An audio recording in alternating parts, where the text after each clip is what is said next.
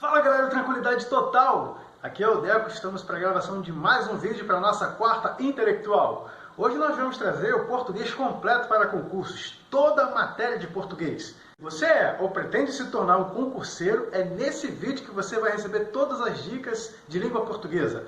Principalmente o concurso de Iguaba Grande, que é o grande foco do momento. Vem comigo!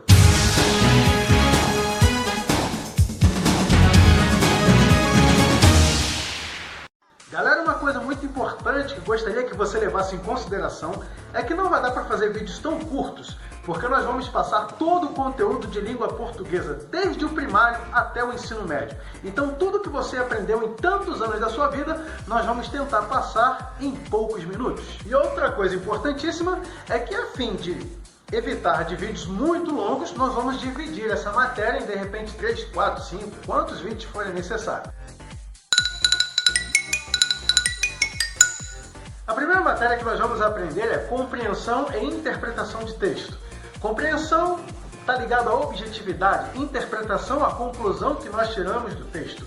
Então, compreender o texto significa ler literalmente o que está escrito. Significa que você precisa somente saber ler e escrever. Interpretar o texto é entender o conteúdo que o autor daquele texto quis passar. Como exemplo, eu trago para você o que está escrito na Bíblia em Mateus capítulo 18, versículo 25. De acordo com a Bíblia, Jesus nasceu de uma virgem chamada Maria.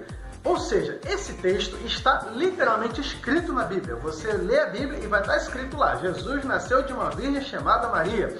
Isso se chama compreensão do texto. O próximo exemplo agora.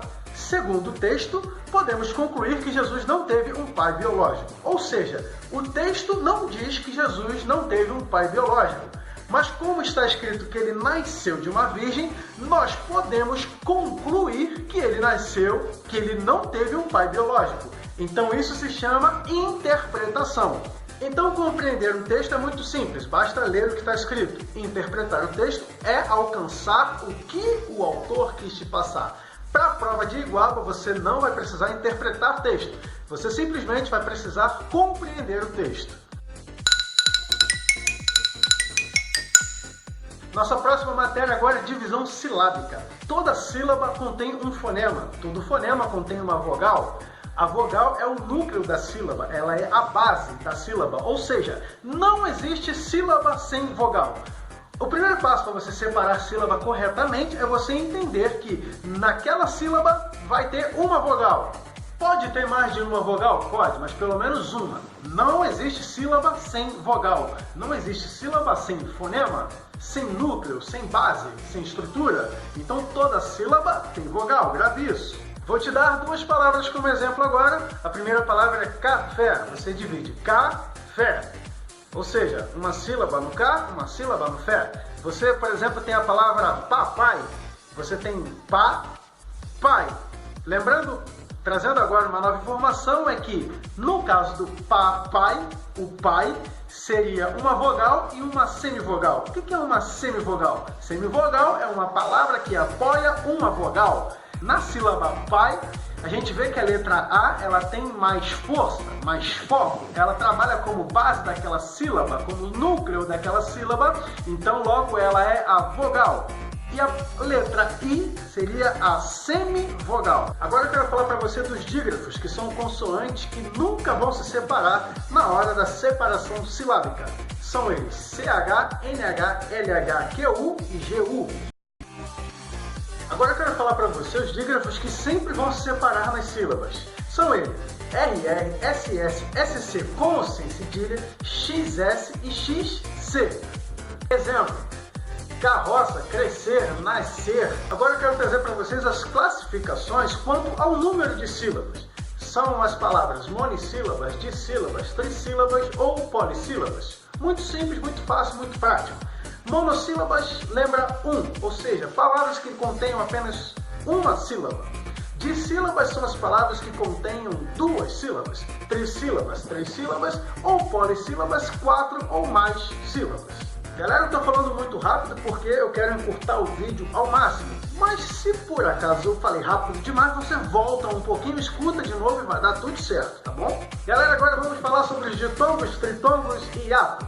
Ditongo ou tritongo refere-se ao encontro de duas ou três vogais na mesma sílaba. No caso do ditongo, duas, do tritongo, três. Que, professor? Orangotango? Eu tenho uma raiva de gente burro. Não, orangotango não. Eu falei ditongo, palavras que contêm duas vogais na mesma sílaba, ou tritongo, três vogais na mesma sílaba.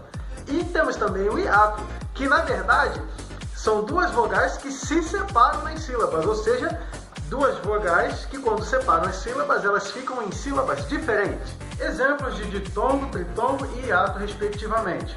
Papai, Paraguai, hiato. Os encontros consonantais são sempre separados, exceto nos dois casos que eu vou te falar a seguir. O primeiro caso é quando a segunda consoante é a letra R ou letra L.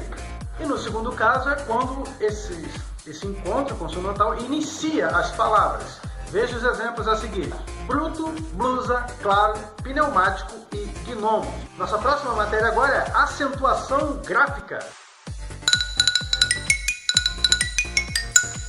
Nós temos as classificações oxítona, paroxítona e proparoxítona. Falando agora das paroxítonas e proparoxítonas, eu quero que você compreenda o seguinte: as regras das duas, elas se contrapõem, ou seja, o que vale para uma não vale para outra, e o que vale para outra não vale para uma. Ou seja, elas são opostas às regras. Veja como funciona. A palavra oxítona é aquela que a sílaba tônica, a sílaba mais forte, ela é a última. E acentuamos toda a palavra oxítona terminada em A, E, O, em. A palavra paroxítona é aquela cuja sílaba tônica é a penúltima. Lá no seu tempo no colégio você aprendeu com a tia Maroca que a palavra paroxítona será acentuada quando terminar em rouxinol. Esquece isso, apaga da sua mente e grave isso que eu vou te falar agora. Toda palavra paroxítona ela será acentuada quando não terminar em A, E, O, em. Por que isso? Porque essas terminações elas já correspondem às palavras oxítonas. Toda oxítona será acentuada com essas terminações e as paroxítonas serão acentuadas quando não tiverem essas terminações. As palavras proparoxítonas são aquelas cuja sílaba mais forte, a sílaba tônica, ela será a antepenúltima. E isso é a mais fácil de todas. Você só precisa lembrar o seguinte: toda palavra proparoxítona é acentuada, todas elas. Você sabe que toda regra tem exceção e na língua portuguesa isso é muito comum. Então vamos a algumas exceções. Então nós vamos acentuar também todos os ditongos abertos com el, ei, oi. Outra regrinha de acentuação gráfica: letras I ou U como segunda vogal de um hiato também serão acentuadas. Se I ou U como segunda vogal de hiato for precedido de vogais M, R, L ou NH, elas não vão ser acentuadas. Por quê? Porque essas consoantes por si só possuem força suficiente e não dependem, portanto, de um acento gráfico. Outra regra de acentuação gráfica: a palavra paroxítona será acentuada se ela for terminada em ditongo crescente. O que é um ditongo crescente? Crescente significa que a semivogal vem antes da vogal.